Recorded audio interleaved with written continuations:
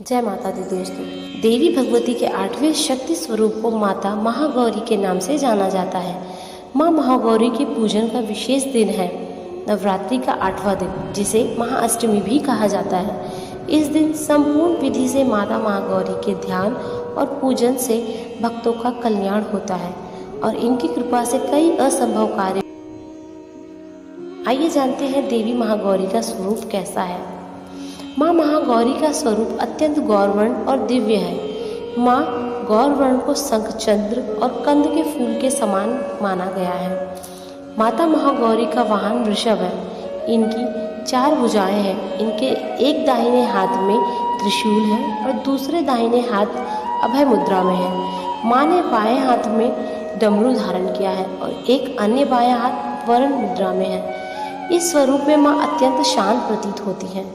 माता महागौरी पूर्णतः श्वेत वस्त्र और आभूषण धारण करती है, इसलिए इनका एक नाम श्वेतांबर धरा भी है। आइए जानते हैं माता महागौरी की कथा के बारे में। पुराणों में वर्णन है कि अपने बाल्यकाल से ही माता पार्वती मन ही मन भगवान शिव को अपना पति मान चुकी थी। शिव शंभु से विवाह करने के लिए माँ पार्वती ने कई वर्षों तक कठोर व्रत और तपस्या की, जिससे उनका पूरा शरीर श्याम वर्णी अर्थात काला हो गया था।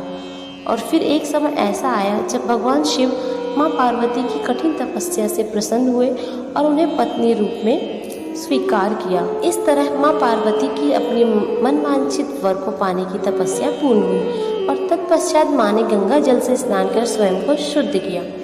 वर्षों तक किए गए कठिन तप और उनके बाद गंगा जल से किए गए स्नान से माता का रूप अत्यंत गौरवर्ण और कांतिमय हो गया।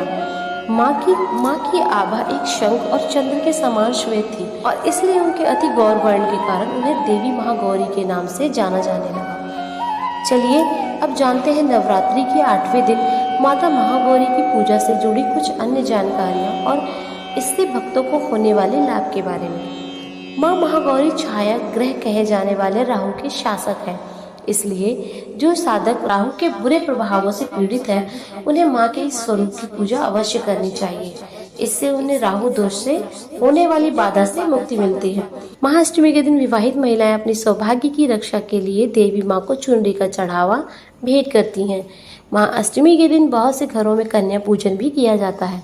कन्याओं को साक्षात माँ दुर्गा का स्वरूप माना जाता है, इसलिए इस दिन कन्याओं को घर बुलाकर उन्हें हलवा, पूरी, खीर आदि का भोजन कराने से माँ आदिशक्ति के सारे दुखों का सुखों का आशीर्वाद मिलता है। माँ महागौरी का ध्यान करने से साधकों में सात्विक विचारों की वृद्धि होती है और उनका चंचल मन एकाग्र होता है।